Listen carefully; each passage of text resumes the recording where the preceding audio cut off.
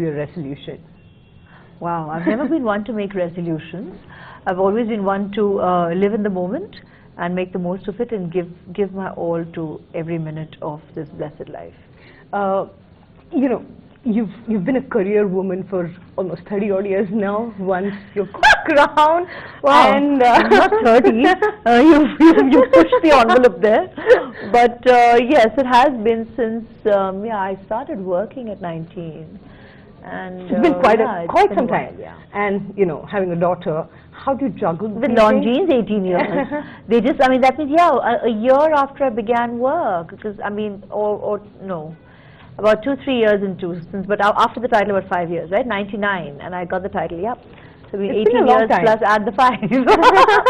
So, I mean, as a career woman, how do you juggle between family, work, and you're, of course, brand ambassador of so many brands? How do you manage your time? And what's your advice to, career women, young ones out there? Wow, that's a lot of questions in one. I'm going to try and answer it as quickly as I can and as concisely and as precisely. So let's begin with how do you manage multitasking? I think by firstly recognizing that that's a way of life and there's no turning away from it. So embrace it and prioritize and give your all to everything that you take on. But know and be conscious of what all you take on in your everyday. Recognize your own capacity, your own strengths, your own limitations. I think you need to be your best friend and be brutally honest with yourself. And take on as much as you can every day. It's not about a phase, it's not about, what you're going through at a particular time in life. It's your everyday. So you have to have all your faculties switched on and you recognize your own capacity, which is amazing. I think the more you take on, you always heard the saying that just take on as much as your plate can bear, and that's a full plate, and go on. My God, that plate runs really deep because there's a lot that you can take on and there's a lot that you can do. But it's amazing to recognize your capacity, to recognize how much you're able to do and how much you can go out there and achieve in a fraction of a minute, actually. So you believe that women can have it all at the end of the day? Absolutely, absolutely. I mean, it's not even a thought. That comes naturally to me. I don't need to dwell on it. I don't feel one needs to, it's a given. That's just the way I was raised. I have an elder brother, and my parents just raised us as equals. And the world literally is your playground, is your land to explore, to discover, to reinvent, and give your all to it. And that's something I have always believed, and that's something one must set forth with. Absolutely. When you're talking about gender equality between you and your brother, the way you were raised, and of course this year we've seen a lot of noise, or if I say women wanting to talk about the empowerment bit of it and speak out against anything that should not be tolerated. Your own take on that? Do you think that time has come for women? I think women have always, strong-minded women and women with who recognized that, with giving voice to your sentiments, your opinions, your feelings, down the ages. If they came out there and did that, it only took women from strength to strength. What's happening currently, and I don't think it's just this year, the last 2 years, the last 3 years, what's interesting is that the world is becoming smaller and smaller and smaller.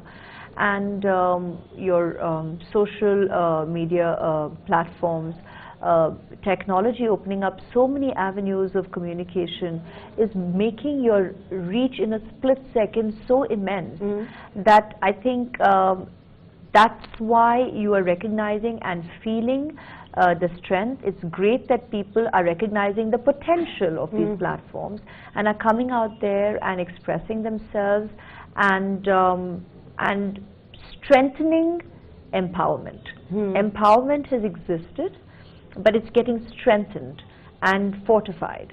And I think that's what's a very, very positive trend.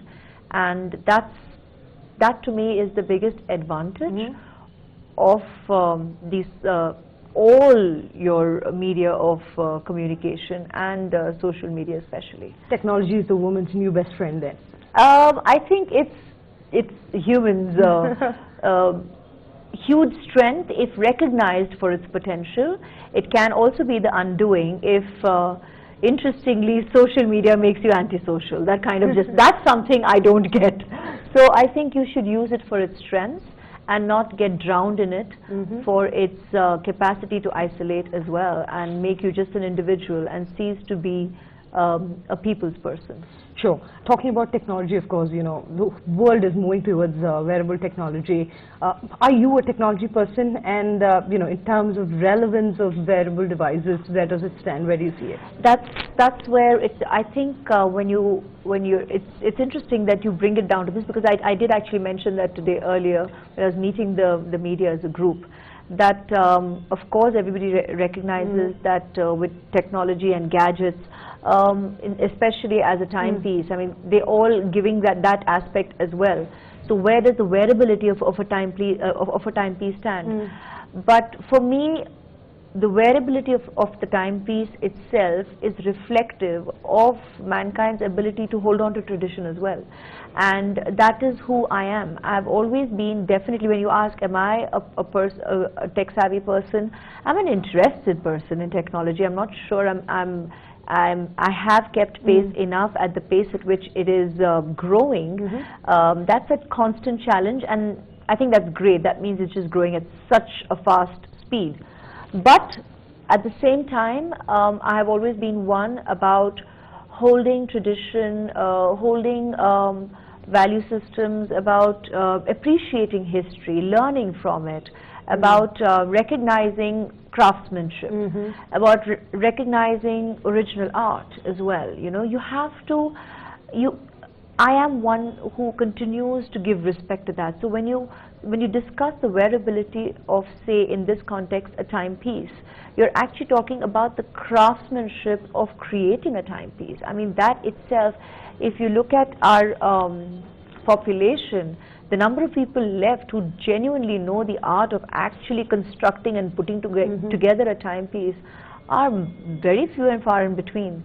So we're discussing here, say, in the context of Longines, 185 years in the history of watchmaking. That's a lot. And to continue to want to work on that and to keep that growing and to keep that ongoing is something I find immensely, it's something I would always appreciate. It's in fact becoming possibly more and more invaluable. Sure. One final question. 3 things that people still don't know about Aishwarya Rai Bachchan. Oh boy. You will have to tell me about it. I don't know. As a person, let's say. I don't know. I think you all know me pretty well. We have known each other for a while now. And everybody has embraced me virtually like a family member over the years. I've experienced it during my wedding, I've experienced it during motherhood, I experience it now.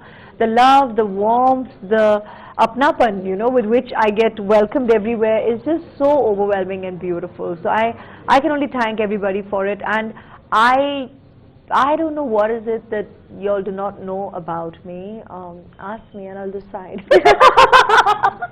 Well, that was great chatting with you, and thank you so much for your time. Absolute pleasure. Happy New Year, guys. Happy holidays. God bless and have a superlative 2018. Health and happiness and all the love.